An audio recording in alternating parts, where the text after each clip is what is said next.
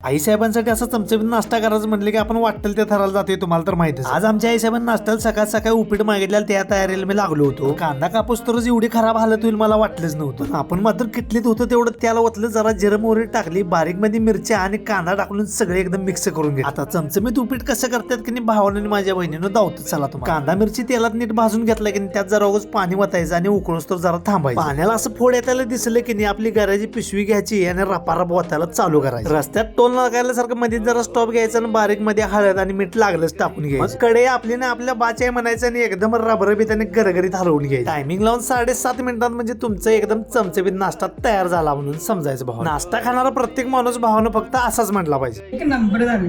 हा, आई साहेबांनी तारीफ केली म्हणून लय फुगायचं नाही, आपल्याला अजून भांडी बी धुवायची. हरभऱ्याच्या झाडावरून जरा खाली यायचं आणि खरकाटी भांडी तेवढी धुवून टाकायची आणि म्हटलं आता जरा बारीक मध्ये 2 मिनिटं आराम करायचा. पण तेवढ्यात तुमच्या मित्राला लक्षात आलं भावानं की बरेच दिवस झाला आमच्या आई साहेबांचे नख काढलेले. हातापायाचे नख काढून आई साहेबांना एकदम चकाचक करून टाकलो आणि जाता आता की भावानं तुम्हाला एक विषय सांगतो. भावानो, काल हा फाटका शर्ट बघून काही जणांनी आपल्याला जज केलं, तर मित्रांनो मला तुम्हाला एक गोष्ट सांगायची आहे.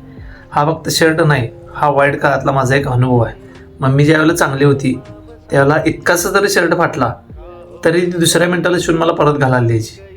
पण वाईट वेळेचा अनुभव जाऊन चांगल्या वेळेचा माज येऊ नये म्हणून हे शर्ट माझ्या अंगावर आहे. कारण कालपर्यंत मम्मी ज्यावेळेला चांगली होती तेव्हा तोपर्यंत मला ह्या गोष्टीची जाणीव नव्हती फाटलेल्या कपड्यांची, पण आज तिची किंमत कळते आणि ती किंमत मला वारंवार लक्षात राहावी म्हणून हे कपडे माझ्या अंगावर आहेत. लक्षात ठेव भावा.